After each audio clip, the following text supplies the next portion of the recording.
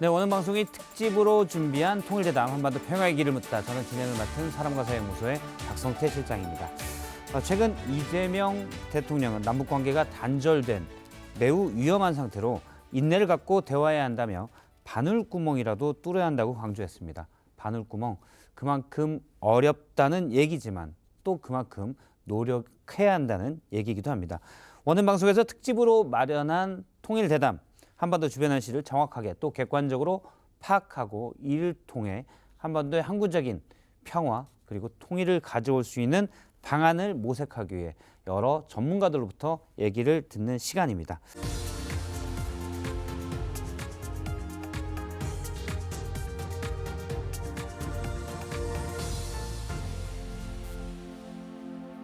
자, 통일대담 한반도 평화의 길을 묻다. 오늘도 통일연구원의 김태원 박사님과 함께 시작하도록 하겠습니다. 안녕하세요. 네, 안녕하세요. 예, 단절된 남과 북 대화의 문을 여는 게 정말 바늘구멍을 뚫기보다 어려운 일이다. 이재명 대통령이 이해했습니다. 네. 어떻게 보십니까?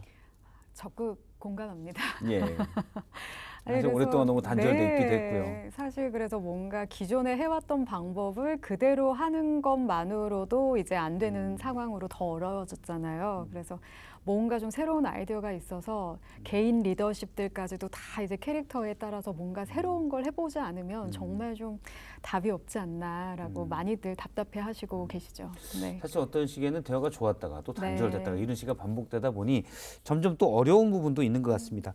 자, 박사님 오늘 준비한 북 리뷰, 네. 북한의 지금 이슈를 알아보는 북 리뷰 어떤 게 있습니까?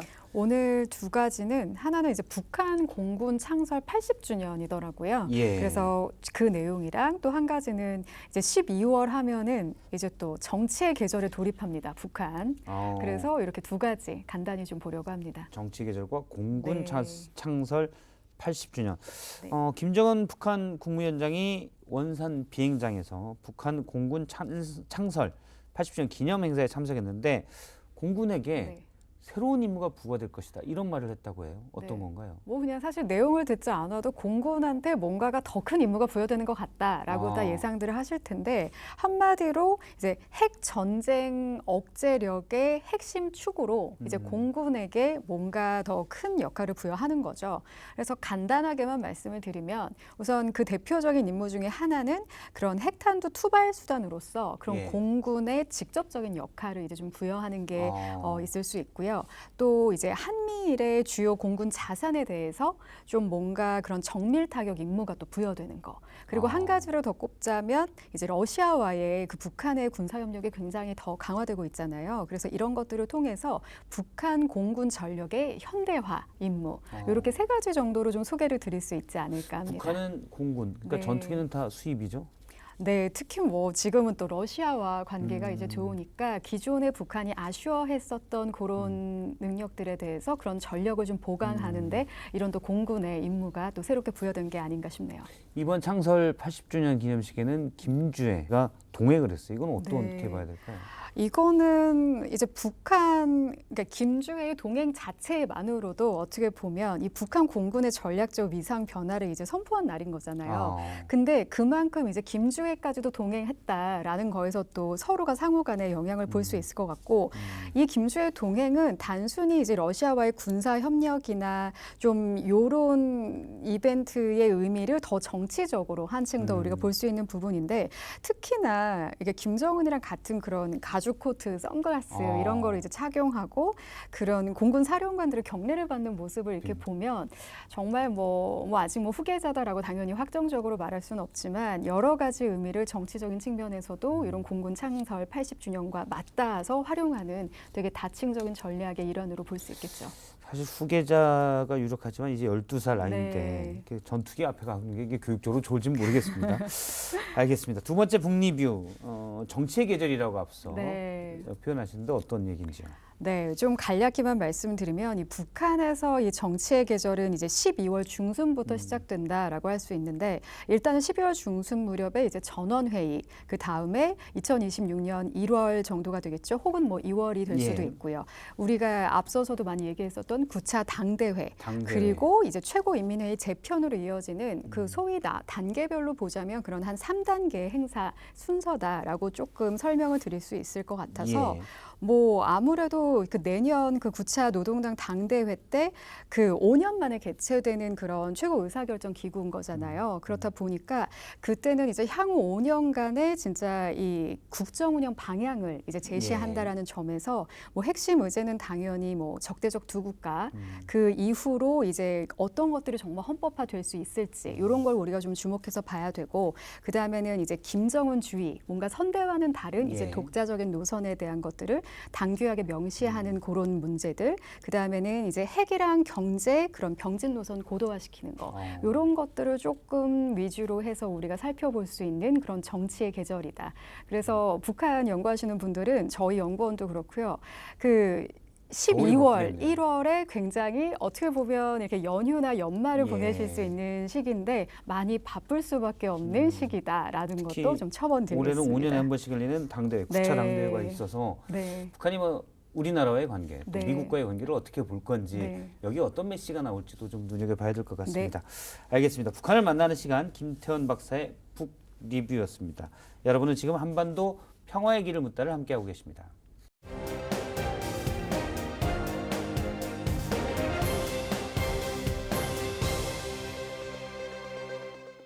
네, 통일대담 한반도 평화의 길을 묻다 함께하고 계신데요. 지금부터는 전문가와 함께 평화 또 통일의 길을 좀 더 알아보는 시간입니다.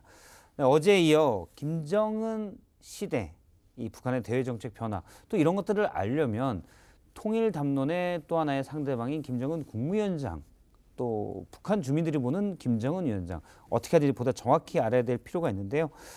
세종연구소 정성장 부소장님과 함께 김정은 위원장에 대해서 좀 더 알아보는 시간 어제에서 갖도록 하겠습니다. 안녕하십니까? 예, 안녕하세요. 예. 어제 정말 저 몰랐던 얘기들도 많이 해주셔가지고 시간 가는 줄을 모르고 들었습니다. 네, 김정은이 후계자가 되는 과정 또 김정은은 과연 어떤 스타일인가 이렇게 쭉 들었는데 앞서 이제 북한 주민들도 어제 시간에는 조금씩 김주의 존재를 인정하는 것 같다라고 하는데 김주의는 어떤 스타일로 보입니까? 왜냐하면 나중에 김정은 위원장에게 어떤 일이 생긴다면 만일의 후계자가 현재 예상으로도 된다면 우리 또 상대방이니까요. 성격은 어떤지, 똑똑한지, 추구하는 건 뭔지 물론 정보는 제한적이겠지만 아마 최근에 받으신 예측 질문 중에 가장 난감하실 것 같은데요. 13살 아이를 네, 두고 이 친구는 그렇죠. 어떤 스타일이냐 이런 물어보는 저도 좀 죄송합니다만 네, 예. 그래도 뭐 좋은 질문인데 제가 네. 어느 정도까지 답변을 할 수 있을지 네. 모르겠습니다. 예. 그런데 뭐 우리 사회에서도 보면은 아들은 좀 엄마를 닮고 딸은 좀 아빠를 닮는 경향이 있죠. 예, 그래서 저희 딸들이 저를 싫어합니다. 예, 뭐 얼굴도 그렇고 네. 뭐 저희 집도 보면은 뭐 아들보다는 예. 아들은 좀 엄마를 닮고 딸은 저를 좀 닮았는데 김주애도 김정은을 많이 닮았다고 봅니다. 외모뿐만 아니라 예. 김주애가 처음 등장을 했을 때 많은 사람들이 딱 가진 첫 인상이 그거였잖아요. 그 김정은하고 리설주를 좀 합성시켜놓은 것 같은. 합성시켰다. 예. 네. 그리고 이제 김정은이 맨 처음 딱 등장을 했을 때 사람들이 놀란 게 할아버지 김일성을 좀 많이 닮았네. 외모를 그런 느낌을 받았죠. 그리고 또 김정은의 통치 스타일이 네. 자기 아버지 김정일보다는 김일성을 롤 모델로 해서 뭐 좀 통치를 가깝고 해오고 더. 있거든요. 그러니까 김주애가 만약 북한의 일반 뭐 어린 여자아이처럼 예. 뭐 꽃이나 좋아하고 인형이나 좋아하고 네, 네. 뭐 그러면 그런 아이를 뭐 미사일 발사 현장에 데리고 나가고 뭐 군수 공장에 데리고 나가고 그러진 않겠죠. 우리나라에서도 박근혜 전 대통령이 그 박정희 대통령 뒤를 잇고자 예. 했잖아요. 예, 그런 것처럼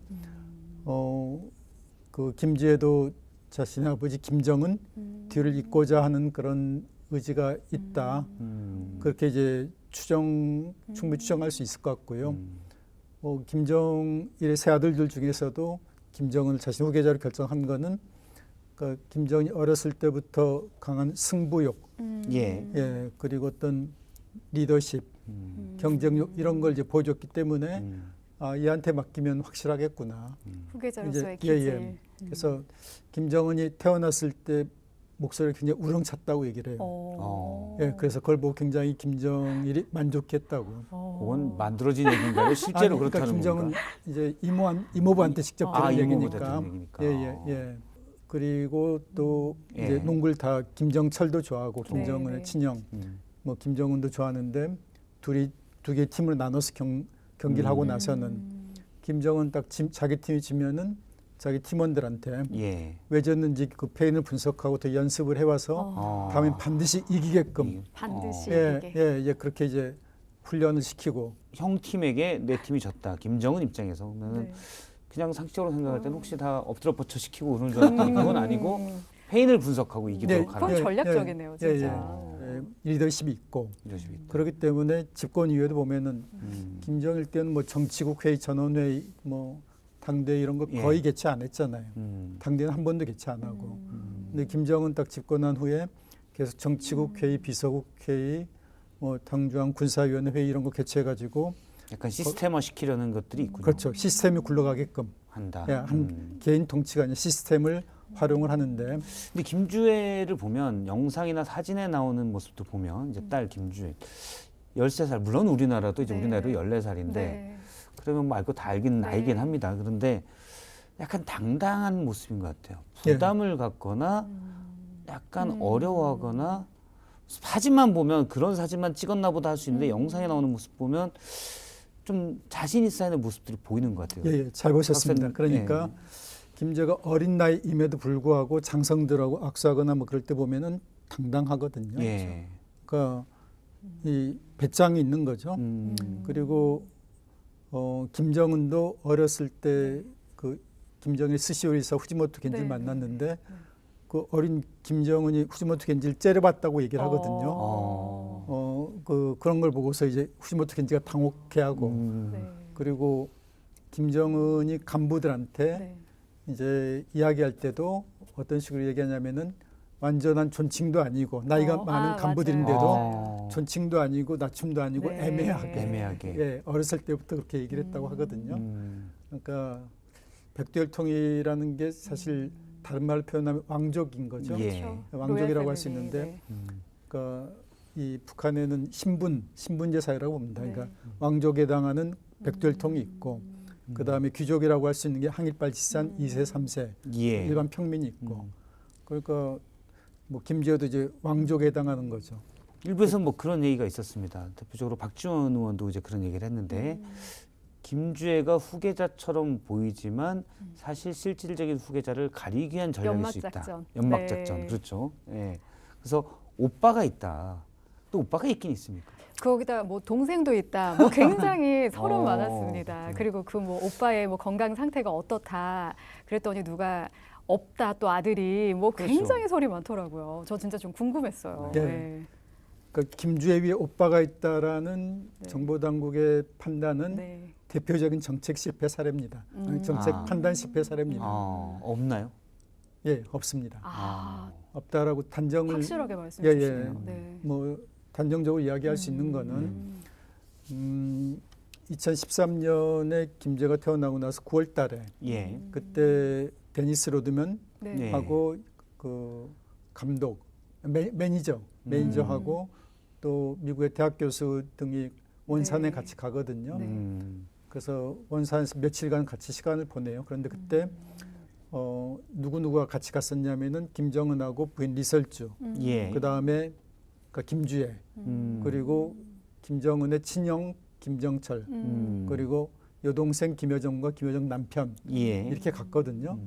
근데 거기에 아들은 없었어요. 만약 아들이 있었으면은 당연히 2011년생 필참. 네. 아들이 있으면 뭐 2살, 그렇죠. 당연히 3살. 데려갔지. 2살 된 애만 평양에 남겨두고 온 패밀리가 온 가족이 그럴 수가 원산에 가서 없었다. 며칠간 보낸다.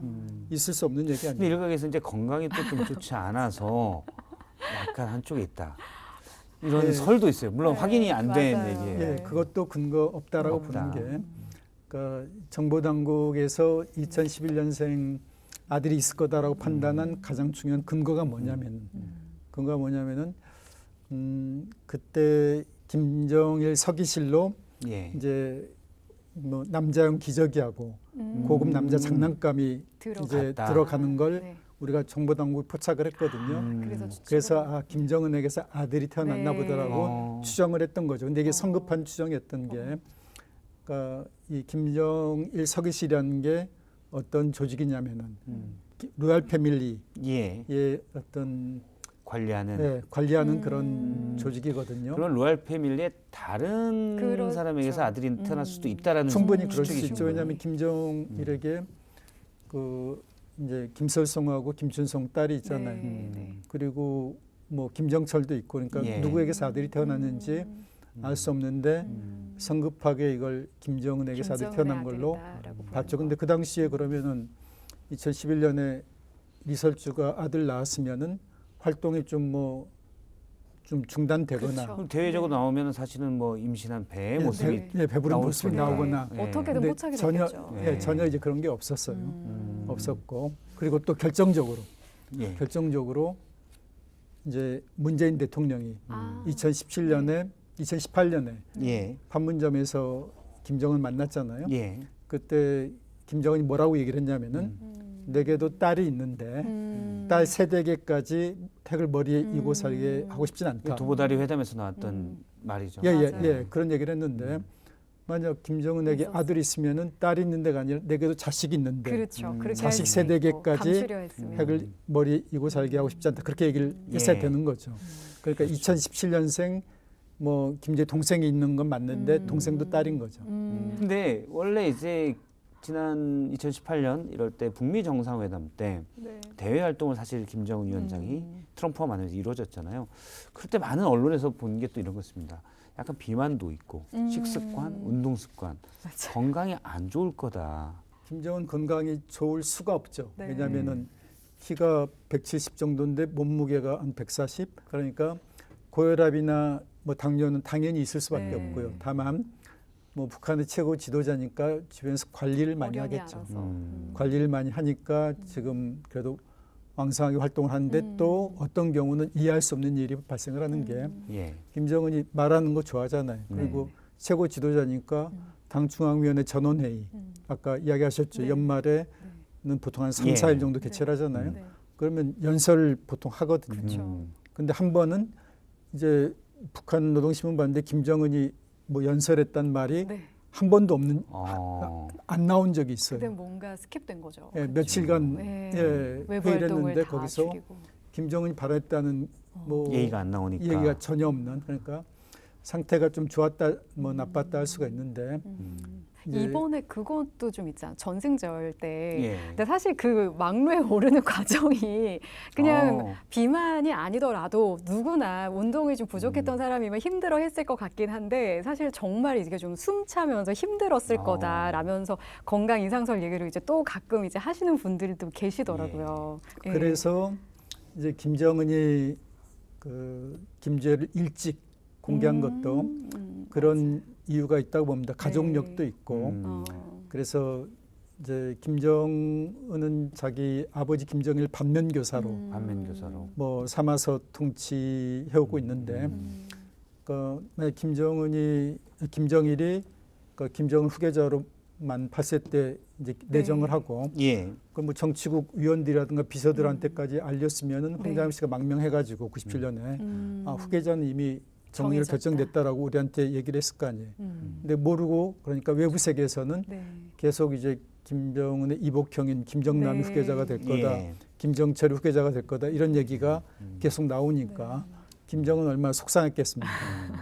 그리고 또 어렸을 때부터 이렇게 준비가 돼 있었는데 2008년에 김정일이 뇌혈관계 이상으로 쓰러지고 나서 서둘러서 이제 준비도 안 된 김정은을 뭐 후계자로 내정했다 이런 얘기 나오니까 뭐 이제 김정은이 준비가 안 된 상태에서 또 권력도 물려받고, 그러니까 이제 급변 사태로 일어날 수 있다. 뭐 당시 대비하고 했잖아요. 그러니까 이른바 공무부 장성택의 종파 이런 문제도 생겼다고 보고 나는 이러면 안 되겠구나. 후계 구도를 처음부터 공고히 해야 되겠구나. 이런 생각을 할 수 있다는 말씀이죠. 그렇죠. 그러니까 뭐 후계자로 내정해 놓고서 자기 아버지는 자기를 공개 안 했는데 일찍 어렸을 때 보여주면은 이제 그 공개 여부가 그만큼 중요하니까. 맨 처음에는 뭐 저런 어린아이를 그러다가 계속 보다 보면은 익숙해지고 또 이제 여러 어떤 현장에 데리고 나가면 그만큼 식견도 넓어지는 거고. 그리고 김주애가 여자아이기 때문에 더더욱 그럴 필요성을 느꼈을 수도 있죠. 왜냐하면 그러네요. 북한같이 남존여비 사상이 강한 데서 네. 여자아이가 무슨 후계자. 네. 근데 처음엔 거부감 가져도 계속 보다 보면 익숙해지거든요. 근데 이런 생각이 들어요. 사실은 우리나라에서 제일 익숙한 또 한 명의 이름이 김여정 노동당 부부장. 사실은 김정은 위원장이 이제 여동생이잖아요. 네. 보면 아주 어린 조카가 이제 후계자가 되고 나는 고생은 내가 다 하고 그런 생각 안 할까요? 아니 전 세계 언론이 이미 김여정이라는 이름을 이제 좀 잊혀져 가고 이제 다 그 모든 스포트라이트를 다 김주애가 이제 독점하고 있는 예. 거잖아요. 김여정은 뭐 이제 뭐 김정은의 여동생으로서 주로 하는 일이 이제 김정은의 공개 활동을 뭐 관리하고 그런 역할을 하거든요. 그리고 또 대남 그리고 대미 네. 정책을 관장을 하고 있죠. 만약 권력을 주려면은 그게 아니라 조직 지도부 뭐 이런 데서 일을 해야 되는데 예. 뭐 그것과는 좀 약간 거리가 있는 거리가 있는. 예 그런 이제 업무를 관장을 하고 있고 그리고 김주애 띄우기 작업을 하고 있는 데가 어디냐면 선전선동부거든요. 김여정이 있는데도 선전선동부죠. 예. 그러니까 김주애 띄우기를 위해서 가장 적극적으로 일하는 사람이 누구냐면 김여정. 김여정. 예, 왜냐하면은 김주애가 등장한 지 얼마 안 돼가지고 네. 북한 언론에 뭐라고 나왔냐면은 뭐 가장 사랑하시는 자제분 이런 표현이 네, 나오거든요. 네. 김여정이 아니고 일반 선전선동부 간부가 음. 뭐 김정은이 누구를 가장 그런 사랑하는지 표현을 아. 그것까지 알 수 있겠습니까? 그러네요. 그런 표현이 들어간 건 다 이제 김여정, 김여정의 어떤 지시 그런 것 그러니까 김여정은 이제 섣불리 자기가 권력욕을 이제 가졌다가는 장성특처럼 될 수도 있고, 그렇죠. 그러니까 철저하게 이제 그 김주애 띄우기 예. 협조하고 있다. 알겠습니다. 앞서 이제 계속 어제 오늘 말씀하신 게 김정은 북한 국무위원장은 성과를 좀 내려고 하는 그런 스타일이다라고 하셨는데 경제에 있어서 물론 이제 접경적이 갔을 때 좀 달라지는 걸 본다라고 하는데 데이터나 전체적으로 그런 게 성과가 있습니까 실제로는 김정은의 통치에 대한 성과? 경제 분야의 성과가 분명하게 있습니다. 그러니까 제가 이제 북한 국내 정치 연구하다 보니까 뭐 수시로 이제 외국 외교관들 예. 그리고 외국 언론사 기자들이 저한테 와가지고 인터뷰를 하면서 내가 얼마 전에 평양에 갔다 왔는데 평양에 가서 이제 이런 걸 봤다. 뭐 그런 얘기를 들려주고 또 이제 뭐 북한에 대사관 있는 그 외교관들 있잖아요. 예. 가서 찍은 사진들을 저한테 보여주고. 아 그분들은 사실 평양을 왔다 갔다 하니까요. 예. 그렇죠. 그러면서 이제 서로 같이 정보 교류도 하고 이제 예. 의견 교환도 하는데 그 사람들이 하는 얘기가 뭐냐면 평양에 갈 때마다 1년 단위 갈 때마다 1년이 다르다. 예. 그런 얘기를 했었거든요. 지금 봐도 원래 김정일 사망 직전까지 평양에 고층 건물이 있었습니까? 없었잖아요.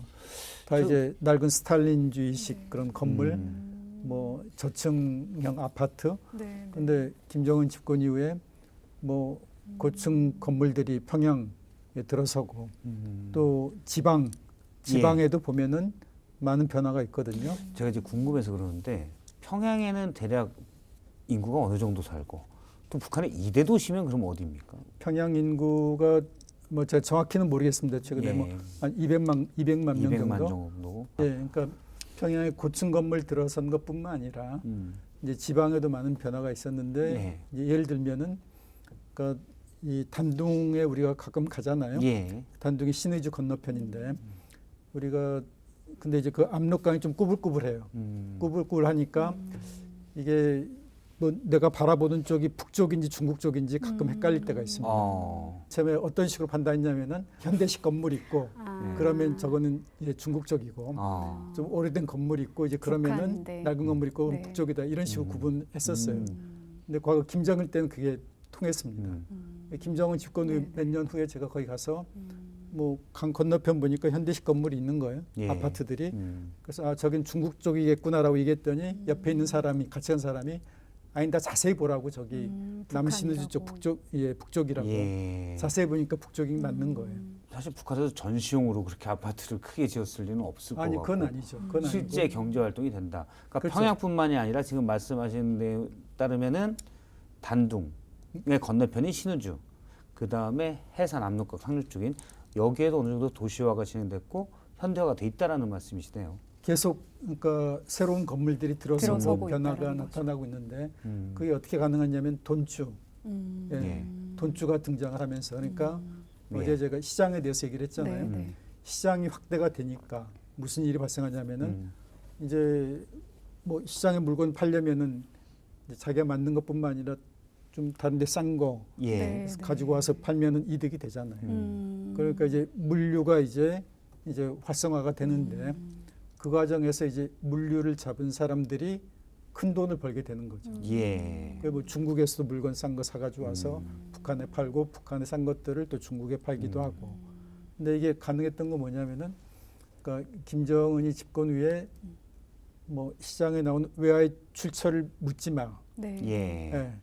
그러니까 왜 이런 조치를 취했냐면은 그러니까 장롱 속에 이제 뇌물이라든가 뭐 등등 해가지고 외화가 나올 수 많은데 있도록. 예. 사람들이 이걸 쓰질 못하는 거 네, 이걸 네. 가지고 나왔다가 그 출처가 어딘지 그쵸. 뭐 조사를 받고 그럴까봐. 네. 그러니까 장롱 속에 돈은 있는데 시장에 나오지 안 않으니까 나오니까 경제가 안 돌고. 예, 경제를 그걸 풀기 위해서 자금의 출처를 묻지 마. 그러니까 그래야 장롱 속에 나올 수 있던 있게. 돈들이 네. 나오게 되고. 앞서 이제 돈주 얘기하셨는데 그러면 결국 그런 고층 건물들 이게 북한 노동당, 그러니까 국가에서 하는 게 아니라 우리나라 따지면 민간 시행사가 다 있다는 말씀이시군요. 사실은. 그러니까 이제 그런 비슷한 게 만들어졌다라고 이제 만들어졌다. 보여지는 게 예. 왜 그러냐면은 그 과거에 이제 김정일 때도 뭐 몇만 호 건설 목표 네, 내세웠지만은 그치 안 되고 경우가 대부분이거든요. 그렇죠. 예. 왜냐하면은 아파트라든가 뭐 그 지으려면은 국가가 전부다. 네. 물자나 돼야 자재라는 되고. 걸 다 동원해야 되는데 예산이 별로 없으니까 뭐 이거 제대로 못 하고 근데 김정은 집권 이후에 와서 달라진 건 뭐냐면은 국가는 토지를 갖고 있잖아요. 예. 네. 토지를 갖고 있고 돈주는 돈이 있고 음. 그러니까 이 돈주한테 이 토지를 주는 거예요. 임대 형태로. 예, 주는데 대신에 이 계약을 하는 거죠. 여기 사용권. 아파트를 가령 뭐 12동을 네, 네. 짓는다고 하면은 이제 12동 중에 그 뭐 3동은 국가에 바치고 아. 그러면 9동 그러니까 그러니까 돈주가 아파트를 여기 짓겠다라고 모델하우스를 지어놓고 이제 돈 있는 사람들한테 네. 한테 분양받기를 원하면은 그렇죠. 여기다 신청을 하라. 아주 돈을 받는 거예요. 앞서 그러면 9동 지으면은 사실 3동은 이제 기부 채납 같은 거고. 우리로 따지면 12동을 지으면 12동을 예를 지으면, 들어서 예. 이제 세 동은 이제 기부 채납 기부 형태로 같은 거 하고. 이제 국가하고 정부한테 바치는데 예. 그럼 이 당이나 국가는 거저 그냥 세 동이 생기는 거예요. 그럼 그 세 동에는 국가에 그동안 충성을 바쳤던 사람들 있죠. 예. 당에 충성을 바쳤던 사람들한테 주니까 이제 그러면 또 참 더 적극적으로 충성하지 않겠어요? 네. 예. 이 아파트를 지으면 지을수록 돈주는 돈이 불어나게 되고 불어나는 거죠. 지금 네. 말씀을 쭉 들어보면 저도 사실 개인적으로는 잘 몰랐었던 내용인데 북한이 뭐 장마당이라는 거는 음성적으로만 좀 되고 전반적으로는 계획 경제 이러지 않을까라고 했는데 최근에 여러 전문가님도 오늘 소장님도 마찬가지로 들어보면 이건 그냥 시장 경제가 돌아가는구나. 약간 규제가 심한 물론 그 안에 뭐 비리도 좀 있겠지만 심한 시장 경제구나라는 생각이 많이 듭니다. 그런데 그러면서 든 의문이 북한이 그런 핵을 포기하면 훨씬 더 안보리의 제재도 풀리고 보다 더 발달할 수 있지 않을까. 아주 단순한 의문입니다. 어떻게 생각하시는지요? 안보를 경제랑 바꿀 수는 없죠. 없다. 예, 사람들이 흔히 하는 이야기가 뭐 경제는 먹고 사는 문제라면은 네. 안보는 생존과 관련된 문제다. 죽고 사는 문제다. 예, 죽고 사는 네. 문제다. 그렇게 얘기를 하죠. 그러니까 뭐 핵을 포기해서 경제가 더 여유 있어지면 좋겠지만 예. 남북한이 지금 체제 경쟁 관계에 있잖아요. 경쟁 관계에 있는데 미국의 이제 파이어파워라는 예. 이제 그런 기관에서 이제 분석한 결과에 의하면은 그러니까 핵을 제외한 재래식 무기 예. 분야에서 대한민국이 5위 그리고 북한은 한 34위 정도 되거든요. 예. 그러니까 북한 재래식 무기 가지고 게임이 안 됩니다. 상대가 안 되죠. 근데 북한이 우리보다 더 못 살죠. 그러니까 그 경제도 못 사는데 군사력도 뒤처져 있으면은 간부나 주민들한테 충성을 요구할 명분이 없잖아요. 근데 우리가 못 살긴 하지만은 뭐 남한보단 더 힘이 세 예? 군사력 그러면은 군 간부들한테도 충성을 요구할 수 있게 되죠. 예. 그렇기 때문에 핵이라는 거는 김정은이 그러니까 간부들하고 주민들한테 충성을 요구할 수 있는 이제 가장 중요한 수단이고, 그러니까 핵과 미사일 개발 김정은의 최대 업적으로 그래서 내세우고 있죠. 사실 경제력과 군사력 모두 다 열세기 때문에 비대식 전력을 가짐으로써 우리가 체제는 확실히 지킨다 이렇게 되겠군요. 예, 예를 들면 핵을 가지게 되면은 예. 이 재래식 무기로는 상대할 수가 없습니다. 그러니까 1945년에 아시아에서 맹위를 떨쳤던 일본 제국주의가 예. 원자탄 2발 맞고서 그냥 항복을 하고 그렇죠. 말았잖아요. 그거는 이 재래식 무기를 아무리 많이 갖고 있어도 핵은 이건 절대 무기라고 부르죠. 상대가 안 되기 때문에. 사실 독재를 또 하고 있기 때문에 리비아나 뭐 우크라이나 전쟁 이런 거 보고 일단 핵을 내가 갖고 있어야 예를 들어서 미국이나 이런 데서도 또 혹시나 모를 것들을 방지하겠다 더 이런 그런 생각도 할 수도 마음이 있겠군요. 예, 핵을 커질 포기한 수밖에 우크라이나가 없을 것 어떻게 같아요. 됐는지 전 그러니까요. 세계가 지금 보고 있잖아요. 예. 그렇죠. 알겠습니다. 그렇기 때문에 경제 발전도 중요하지만 북한 입장에서는 아마 김정은 국무위원장 입장에서는 절대 놓칠 수 없는 그런 것이다. 그러면은 비핵화는 어려운 거 아닙니까? 비핵화는 불가능하다고 네, 봐야죠. 사실상. 예. 그래서 냉정하게 현실을 직시하는 게 필요한데 예. 자꾸 이제 우리나라에서 희망적 사고를 가지고 북한을 보는 경향이 있거든요. 그러다 보니까 대북 정책이 계속 실패하는데 역대 보수 정부는 희망적 사고를 가지고 우리가 좀 더 세게 압박하면 북한이 무너지지 않을까 예. 생각하면서 급변 사태 대비하고 또 진보 정부는 우리가 선의를 가지고 대하면 북한도 선의를 가지고 나오지 않겠는가. 예. 그렇게 해서 이제 희망적 사고를 가지고 뭐 접근하는. 근데 결국 그러다 보니까 이제 뭐 대북 정책이 결국은 실패하고 마는 결과에 도달했죠. 그러니까 보기 싫어도 그러니까 냉정하게 현실을 직시한 상황에서 그다음 대응 방안이 나와야 된다. 예. 북한의 지금 소장님의 주장입니다. 소장님의 주장은 사실 북한을 현재 상황 비핵화로 만드는 건 불가능하다. 그건 뭐 김정은이 포기할 일이 없으니까 앞서 말씀하신 이유 등으로. 그러면 어떻게 해야 됩니까? 자, 핵이 있는 북한을 전제로 남북 관계를 풀어가야 된다는 주장이실까요? 네. 그럼 예를 들면 어떤 방안이 있을까요? 그러니까 이제 좀 우리가 장기적으로 생각을 할 필요가 있습니다. 뭐 단기적으로 할 수 없는 건 장기적으로 그리고 또 어떤 이제 기존의 법으로 더 이상 문제를 해결할 수 없을 때는 그러니까 새로운 방법이 사고의 대전환이 필요하죠. 상상할 수 없는 걸 상상하는 그런 게 필요합니다. 그러니까 핵에는 조금 전에 말씀드렸지만 재래식 무기로 상대할 수가 없어요. 핵에는 핵으로밖에 상대할 수 없습니다. 그럼 우리도 언젠가는 핵을 가져야겠죠. 근데 당장 우리가 핵을 가질 수 없다면은 일단은 NPT 체제 내에서 일본 정도 수준의 핵 잠재력을 확보하는 거. 이건 당연히 해야죠. 일본 정도면 어느 정도? 일본은 그러니까 우라늄 농축 시설이 있고 사용해 걸로 제철 시설이 있습니다. 그래서 일본은 마음만 먹으면은 3개월에서 6개월이면 핵무기를 만들 수 있거든요. 그래서 일본에 대해서 어떻게 표현하냐면은 잠재적 핵보유국. 핵무기는 없지만은 이제 금방 핵무기를 만들 수 있는 잠재적 핵보유국이라고 표현을 하고 우리도 이제 그 방향으로 가야 되는 거고 현 정부가 사실상 그 방향으로 가고 있죠. 그러니까 지금 얼마 전 한미 정상에서 나왔던 그런 핵 추진 잠수함, 우라늄 농축에 대한 한미 원자력 협정의 개정 이런 부분들이 다 그걸 포함한다는 말씀이신 거죠? 그렇죠. 그러니까 일본 정도 수준의 우라늄 농축과 사용 해결 재처리 권한을 갖겠다는 게 현 정부의 명확한 입장이고 다만 이제 핵 잠재력이라는 표현은 좀 안보적인 차원에서 군사적인 차원에서 얘기가 되니까 이 표현은 기피하죠. 기피하고 또 국제사회에 대해서도 우리는 핵을 절대로 안 만들겠다라고 계속 누누이 강조를 하죠. 근데 정부는 당연히 그렇게 해야 된다고 봅니다. 해야 되는데 근데 이 핵 잠재를 갖게 되면 뭐가 달라지느냐. 핵 잠재를 갖는다는 건 어떤 의미냐면은 핵무장 바로 문턱까지 가는 거예요. 그러니까 상황이 필요에 따라서 악화되면 만들 수 있다는 지금은 우리가 안 만들지만 상황이 갑자기 악화되고 심각하게 악화되고 그러면은 이제 우리도 이제 액션을 취할 수 있는 순간 단기간 내에 핵무장할 수 있는 방향으로 간 그런 능력을 갖게 되는 거죠. 그러면 북한도 우리를 쉽게 무시하지 못하겠죠. 지금 말씀하신 내용은 북한이 핵을 보유하고 있다는 걸 전제로 비핵화가 불가능하니까 일단 뭐 중기전까지는 그럼 우리가 안보 측면에서 우리도 핵 잠재력을 핵 보유국이나 아니라 핵 잠재력을 가지고 있어야 된다는 방안이시고 자 그러면 예를 들어서 경제나 이런 부분은 어떻게 됩니까?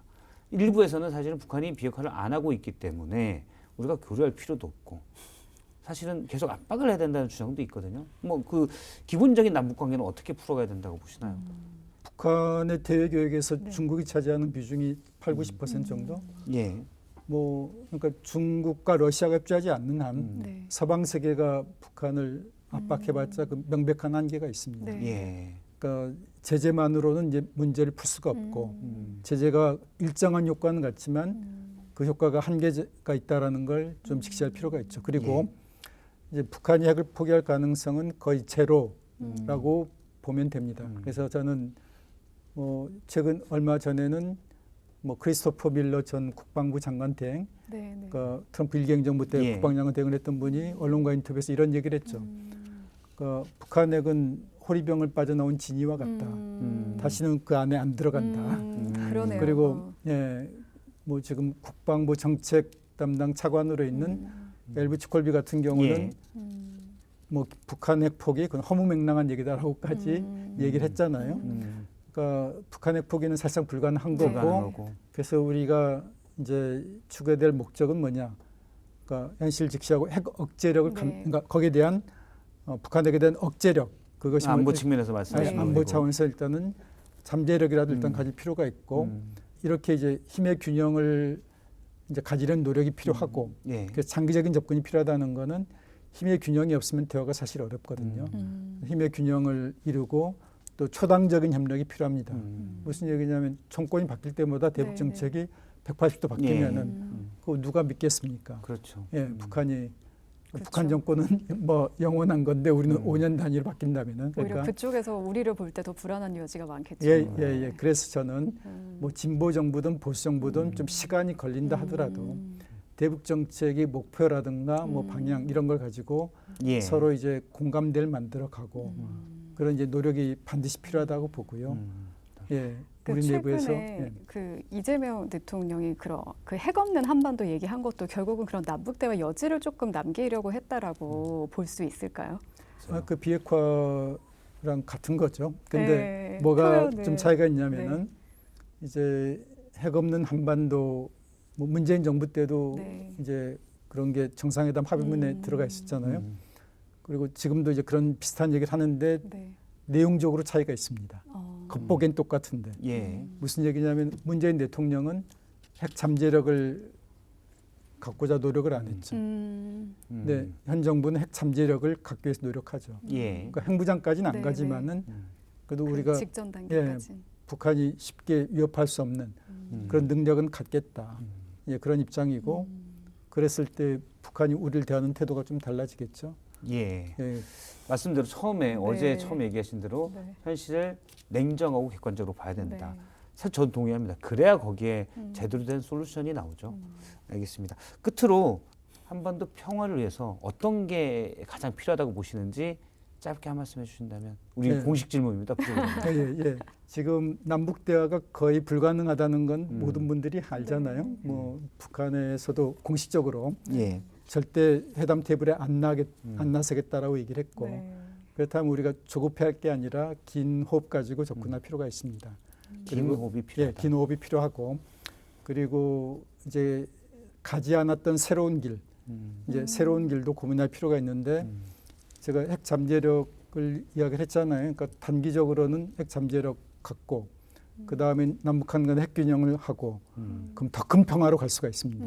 제가 아마 내년에 소설을 쓰게 될 것 같은데 소설의 아하. 3부가 이 부분이거든요. 그러니까 아. 우리가 핵을 갖게 되면 뭐가 달라지느냐. 뭐가 달라지느냐. 일단은 북한하고 군축 협상을 제안을 할 수 있어요.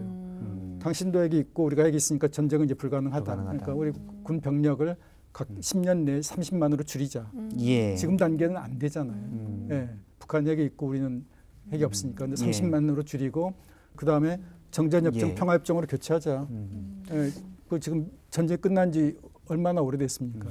근데 이게 알겠습니다. 비핵화를 계속 전제하면은 평화협정은 평생 가도 진전이 네. 없다. 예, 해결이 안 되고 그러면서 무슨 전쟁을 총을 잠깐 내려놓은 상태에서 어떻게 대화가 지속되겠습니까? 알겠습니다.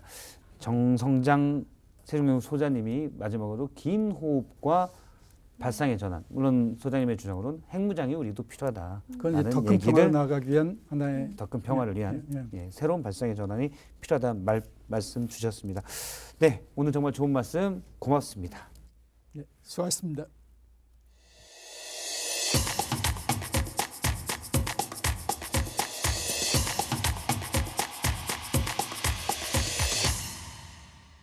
네, 원은 방송에서 특집으로 준비한 통일대담 평화의 길을 묻다 함께하고 계십니다. 자, 지금부터는 탈북민이 전하는 북한의 이슈를 만나는 클로즈업 북한입니다. 탈북민 유튜버 서현경님과 어제에 이어 함께합니다. 안녕하세요. 안녕하세요. 네, 15, 16대, 15이죠? 15대. 15대 탈북하셨다고 그러는데 네.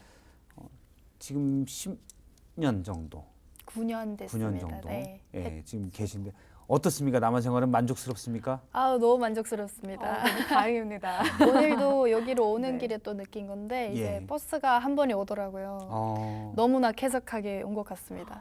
우리나라 대중교통은 진짜 잘 되는 것 같아요. 네. 정말 잘 됐어요. 네. 또 뿐만 아니라 네. 또 아침에 딱 눈을 떴는데 너무 일어나기가 싫은 거예요. 전기 매트가 절 놔주지 않았습니다. 북한 같으면 전기 매트가 어디 있겠습니까? 전력이 사실 북한이 좀 많이 부족하죠. 그렇죠. 네, 에너지적인 면에 있어서 굉장히 전기가 굉장히 큰 부분이고 그리고 이제 또 중요한 네. 거 물. 물. 네, 여기서는 이제 왼쪽으로 수도꼭지 틀면 네, 네. 뜨거운 물, 아. 오른쪽은 차가운 물 나오잖아요. 예. 북한에서는 수도꼭지 아무리 돌려봐야 물이 나오질 않아요. 아. 그래서 이제 어쩌다가 물이 나오는 날에는 그냥 그 동네 경사죠, 그냥. 사실 저도 문명을 상징하는 거는 전기와 더운 물이 아닌가라는 생각이 듭니다. 그렇죠. 더운 물로 쉴 수 있다는 거. 예. 자, 오늘 가져오신 주제는 무엇입니까? 네, 일단은 평양에 대한 주제를 준비하긴 했거든요. 예. 근데 이제 말씀드리기 전에 앞서 조금 밑밥을 조금 깔자면 저는 평양 사람은 아닙니다. 아. 네, 저는 양강도 해산시에서 네. 살다가 오긴 했는데, 해산도 네, 접경 지역이죠. 맞습니다. 네. 네, 앞에 이제 바로 중국과 이제 딱 맞닿아 있는 그 어. 구역인데, 근데 앞에 나오셨던 네, 정성장 소장님께서 말씀하시기를 네, 해산도 접경 지역인데 꽤 큰 도시고 네. 고층 아파트들이 있다. 특히 이제 좀 맞습니다. 최근 들어서 네, 네. 많아지고 있다. 아, 그래요? 굉장히 그 해산 제가 다른 지역은 많이 가보지 네. 못했지만 이제 여기 오신 동양 분들 얘기를 듣잖아요. 예. 그러면 이제 해산은 괜찮은 도시였구나 싶은 거예요. 왜냐하면 이제 뭐 맞닿아 있어서 여러 가지 생계 수단이 조금 다양했어요. 아. 네, 중국과 맞닿아 있다는 이유로. 중국 가면 교역량, 물자도 그렇죠. 그렇죠. 중국으로부터 들어오는 게 많으니까. 네, 맞습니다. 아. 그리고 이제 사무역. 아. 이라고 음. 포장하긴 한데 사실상은 밀수죠. 아, 그런 네, 걸로 네. 해서 또 경제 활동이 되기도 하고. 네. 평양의 아파트. 네. 평양의 아파트는 누가 삽니까? 단간부들이 산다고 이제 말씀드릴 수 있죠. 대부분이 단간부들입니다. 단간부들이. 네, 일단은 그 뭐 전이거리라던가 화성거리라던가 이런 굉장히 유명한 그 평양의 거리들 있잖아요. 예. 그런 거리가 이제 그 고층 아파트가 즐비하다고 이제 알려져 있는데 이제 그런 지역 그런 아파트들은 들어가려면은 허가증이 있어야 돼요. 허가증이 있어야 된다. 네. 그리고 또 특히나 평양 같은 도시는 음.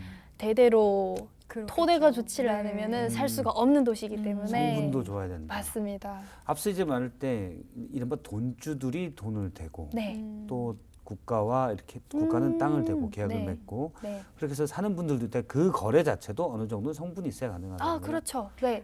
제가 살던 양강도 해산시에도 이제 예. 그 제가 오기 직전부터 이제 막 아파트들이 생기기 시작했거든요. 예. 네. 제가 살던 그 아파트도 이제 그 고층에 속하는 아파트였어요. 총 높이가 이제 6층짜리긴 했지만 예. 그 정도면 고층 아파트입니다. 아, 북한에서는. 예. 네. 이제 그런 아파트 같은 경우에는 중국에서 사업주가 들어와요. 들어와서 이제 건설을 다 해두고 몇 채, 몇 동 예. 그런 정도는 이제 북한에 주고 북한에 주고. 나머지는 이제 자기 돈벌이로 또 하고, 쓰고 쓰고. 네 그렇게 했던 것 같아요. 예. 앞서 이제 고층 아파트는 성분이 좋은 분인데 거기 사셨다고. 돈으로도 가능합니다. 돈으로도. 아니 근데 네. 말씀을 듣다 보면 북한 사회라는 게 지난번에 교육제도 얘기해 주셨는데 네. 좋은 대학을 가려고 해도 성적 기본이고 뇌물도 있고 성분도 있어야 되는 것처럼 네. 평양 아파트 한마디로 북한의 거주 자체도 네. 기본적으로 성분이 돼야 되고 이제 네. 돈도 있어야 되고 네, 여러 네. 가지가 정말 쉽지 않은 평양살이 북한살인 것 같네요. 예. 네. 근데 사실 북한이 성분이 좋으면 권력이 있고 네. 또 권력이 있으면 돈이 있고 다 네. 맞물려 대부분 있다 또 그렇게 보니까. 되지 않습니까? 네. 그런데 또 성분이 좋다고 무조건 다들 잘 사는 건 또 아, 아니라서 그래요? 네네 이게 저희 집으로도 예를 들 수 있는데 예. 저희 집은 이제 그 친갑 쪽이 음. 월남자가 계시고 아. 실종자가 계시고 아. 또 외가 그쪽은 당 직원이긴 했지만 음. 그렇게 아무튼 한쪽이 안 좋으면 그냥 저부터는 그냥 안 좋은 거거든요. 아. 위험 요소가 네, 꽤 네. 있었네요. 그래서 네. 저희 아버지께서는 사무용을 하셨습니다. 아, 이게 사무용. 확실한 아. 돈벌이가 돼서 네. 그래서 그 아파트도 그래서 살 수 또, 있었던 것 같아요. 아. 네. 최근 기사를 보니 평양 고층 53층 아파트가 심각한 균열이 있다. 네. 어떻게 그런 아파트가 그렇게 단기간 내에 지어지지 않은데 이게 네. 지방발전 20층 시 정책의 일환으로 나오는 것 같은데 진짜 네. 전도 이렇게 보면서 어떻게 약간 염려됐어요. 네. 그런 고층 아파트. 예. 네, 네. 네. 근데 굉장히 이건 흔한 일이라고 할 수 있죠. 아. 평양 같은 이런 보여주기식 그런 건물들이 네. 많은 곳은 이제 뉴스거리를 내야 되니까 예. 또 이제 김정은에게 보고거리가 좀 있어야 되니까 굉장히 보여주기식 진짜 딱 속도전 그 자체거든요. 빨리 그러다 짓는 보니까 거야, 네. 되게. 그래서 이제 붕괴 같은 것도 흔한 일이고 몇 년 전에 큰 아파트가 붕괴됐다는 네. 얘기 들은 적이 있습니다. 네, 맞습니다. 네. 그리고 이제 부실공사 같은 경우는 그냥 대수도 아니고, 네. 네. 음. 그리고 또 무엇보다 더 중요한 문제는 이제 그렇게 높은데 엘리베이터가 시간제로 운영이 맞아요. 됩니다. 53층 아파트가요? 네. 제가 그 얘기 들었어. 아파트는 다 지었고 공장도 다 지었는데 전력난이 있어서 비어 있대요. 아, 네. 그러네. 전력이 네. 부족하니까요. 네. 네, 그 뭐 53층이나 되는 아파트에 굉장히 뭐 몇 세대나 살지는 잘 모르겠습니다만은 일단은 53층에 사는 사람은 한 번 아니, 올라가면 못 내려올 것 같아요. 실장님 그 그러네요. 평양의 화려한 고층 53층 아파트 엘리베이터 네. 없이 가능하시겠어요? 아유, 또 일단 거기서 엘리베이터만의 계속 재택을 문제가 아니고 네. 또 수도도 안 나오기 때문에 아. 이게 수도가 그런 시스템적인 부분은 제가 정확하게는 잘 모르지만 일단은 힘이 안 좋으니까 저층까지만 물 공급이 되는 거예요. 아니 근데 그런데도 당 간부들이 그 평양 고층 아파트를 선호를 하나요? 그렇게 또 그 뇌물도 사람들이 쓰고? 실제로 선호하는 층은 어. 이제 3, 4층이죠. 아니 로열층. 그럴 수밖에 네, 없을 것 네. 같아요. 아, 로얄층이 3, 4층이겠군요. 네, 우리랑 좀 로열층입니다. 다른 기준일 네. 것 아, 같아요. 그러네요. 이제 1, 2층은 방범 때문에 좋지 않고, 좋지 않고. 3, 4층은 이제 뭐 전기가 끊겨도 다니기 쉽고 음. 수도도 또 안전적인 공급선이니까 수압이 좀 괜찮고. 네, 근데 네. 그게 너무나 당연한 게 예전에 파리에서 처음에 아파트 같은 게 생기게 됐을 때도 엘리베이터 같은 그런 기준이 없으니까. 없었을 때는 네. 로얄층이 2층이었대요. 아. 그래서 오히려 세입자들은 이제 고층으로 가고 네. 그랬는데 이제 다른 게 이제 엘리베이터나 이런 걸 이용할 수 있게 되면서 소위 말하는 이제 주인분들은 이제 그런 펜트하우스를 펜트하우스. 가게 되셨다고 하더라고요. 예. 근데 앞서 이제 53층 아파트의 엘리베이터가 시간제로 운행된다. 이런 뭐 30분이나 1시간 한 대씩 운행된다. 그렇죠. 그러면 야. 이제 52층 사는 누군가가 시간 맞춰서 아이한테 저기 밑에 상점 가서 좀 사와라. 그러면 일단 10시 40분 엘리베이터가 이따 올 테니까 그걸 타고 내려갔다 오겠습니다. 이렇게 그렇게 되는군요. 되겠죠. 외출 일정이 네. 있다면은 그 시간을 딱딱 체크를 해둬야겠죠. 네. 네. 엘리베이터에 안내하시는 분이 있습니까? 그 이제 버스에도 안내양이 있었지 않습니까? 예. 그 제가 살던 양강도 해산시에 다니던 버스에는 안내양이 있긴 했습니다. 근데 평양 고층 건물에 그 엘리베이터는 과연 있을지는 저도 잘 모르겠네요. 알겠습니다. 예전에 버스에는 이제 차장으로 불렸는데 이 차장분들이 차장. 버스 요금을 받아야 되니까 네, 네, 지금 네. 뭐 다 카드로 하고 그러니까. 맞아요. 네. 아 그럼 그런 것도 좀 궁금해요. 대중교통은 네. 카드나 이런 걸로 하면 어떻게 됩니까? 저희 현금으로 냈었어요. 현금으로 네, 다. 네. 아. 그럼 현금을 이렇게 받아주는 그 분이 계신 건가요? 네, 그 역할을 하는 여성분으로 분이. 아, 이제. 비슷한 개념이네요. 네, 네. 음, 예전에. 저 학생 때는 이렇게 회수권 같은 네. 학생용권을 팔거든요. 지금은 이제 학생들 버스 카드가 있지만 그렇죠. 전용으로. 학생용 카드가 됐고. 네, 네. 근데 회수권을 그리는 친구들이 있었습니다. 약간 취약하니까 그려서 비슷하게 만들어서. 아니, 근데 그걸 손으로 내고. 그려서 넘어가긴 쉽지 않을 것 같은데. 근데 이제 바쁘니까 대충 이게 바로 대충. 넣어버리니까 몰라요. 아, 적당히 그런 구겨서. 나쁜 친구들이 있었다는 네, 얘기를 말씀을 드립니다. 평양 시민들의 교통수단은 주로 뭐가 됩니까? 이제 주로 대중교통이죠. 대중교통, 지하철, 버스, 그리고 자전거. 지하철, 버스, 자전거. 네네. 지하철 이용객도 많나요? 굉장히 많습니다. 이제 그 제가 알기로 북한에 있는 지하철은 이제 평양시밖에 없거든요. 예. 네네. 그렇다 보니까 뭐 평양시는 또 유동 인구 또한 네. 많고 그래서 지하철은 많이 이용하는 걸로 알고 지하철은 있습니다. 많이 네. 이용요금은 대략 얼마 정도 됩니까? 비교한다면. 공식적인 자료로 이제 네. 북한 돈 5원이라고 음. 네, 알고 있거든요. 그러네요. 근데 뭐 5원의 체감 그 환율 같은 경우에는 제가 북한에 살았을 때 어원으로 뭘 했던지 기억이 안 날 맞아요. 정도로 예. 하잘 것이 없어요. 그래서 그 아. 표현을 그 5원 그 기준을 네. 보고서 네. 길에 버려도 될 돈이라고 네. 표현을 하더라고요. 네, 아. 그래서 네. 그냥 명목상으로만 걷는다라는 네. 그런 느낌이 네. 있는 것 같아요. 거의 그럼 약간 무상의 느낌이네요. 아, 그렇죠, 그렇죠. 그렇군요. 이거는 이제 어차피 당이나 국가에서 어쨌든 운영을 하는 네, 것이고. 네. 알겠습니다. 근데 이게 좀 재밌더라고요. 평양 지하철의 공중 화장실은 잠가 놓는다. 아, 네, 맞아요. 이게 그 유동 인구가 굉장히 많다고 했잖아요. 네. 예. 그러다 보니까 또 그리고 또 관리가 안 돼서 네. 그런가요? 관리도 안 되고 음. 일단은 그 북한에서 쓰는 화장지는 저희가 이런 한국에서 쓰는 네. 뭐 2겹, 3겹짜리 어. 그런 네. 부드러운 그런 화장지가 아닙니다. 어. 이거를 버리게 된다면은 뭐 바로 막혀버리고 수압도 안 좋으니까. 아. 그리고 또 이제 수색식 변기 같은 경우는 접해보지 못한 분들이 굉장히 많기 때문에 물을 어떻게 내려야 되는지도 모르고 아. 그러다 보니까 이제 화장실은 존재는 하지만 개방은 하진 않는 그런 곳이 된 것 같아요. 원래는 이제 만들어 놨는데 네, 그거를 받쳐줄 다른 문화가 안 돼 있기 때문에 그렇죠. 오히려 사고가 맞아요. 나니까 네, 그렇죠. 막아놓는군요. 네. 알겠습니다. 화장실과 평양 시민들 얘기를 네. 쭉 듣고 있습니다. 네. 우리가 북한을 더 잘 이해할 수 있도록 네. 북한말 퀴즈 오늘 아. 준비하신 내용은 어떤 겁니까? 오늘 주제가 주제였던 것만큼 고급 스포할 뻔했습니다. 네. 일단 그 스포 하신 거죠? 고급까지 주셨는데 저는. 네. 네. 북한에서는 아파트를 뭐라고 부를까요? 네. 아파트라고 안 하겠군요. 이제 공식적인 명칭이 따로 있습니다. 아파트라는 단어 안 자체는 쓰고. 그렇게 쓰는 사람이 너무 큰 힌트를 주셔서 합치면 되겠네요. 그냥 북한에서 그냥 일반 개인 집을 말하는 거랑 네, 이제 네. 그 스포해 주신 거랑 그렇죠. 합하면 되겠죠. 네. 일단 정답은 고층 살림집이었습니다. 네. 네. 고층 살림집. 네, 살림집. 네. 네. 근데 갑자기 궁금해지네요. 네. 이제 건설하는 회사들은 또 따로 있는 그런 경우가 많은데 각자의 아파트 브랜드가 있습니까? 아니요. 그건 없고. 네, 그냥 제가 살던 지역 기준으로 말씀드리자면은 그냥 그 지역의 이름을 따서 그냥 무슨 신흥동에 살았다고 하면 신흥동 아파트. 신흥동 아파트. 네. 근데 신흥동 아파트가 두 동이 뭐 여러 채가 있으면 신흥동 있겠지만 1아파트 뭐 2아파트 이렇게 하는 거군요. 1호 우리 아파트 주공 뭐 일단지, 이런 이단지 식으로. 이런 아, 느낌으로. 그러네요. 네네네. 우리는 예전에. 그래서 또 특히나 또 네. 그냥 그 건물에 간부들이 많이 삽니다. 네. 그러면 이제 단간부 아파트 이렇게 부르기도 아예. 하고. 오, 네. 그렇게 아파트. 구성원으로 특색이 네, 또 되네요. 네, 맞아요. 네. 우리나라는 뭐 울트라 캡숑, 플래티넘, 퍼스티지 아파트 이 정도 외국 분들이 많이 놀라세요. 왜 이렇게 여긴 팰리스가 많냐고. 팰리스가 그죠. 팰리스가 많아. 네. 알겠습니다. 아파트 고층 살림집.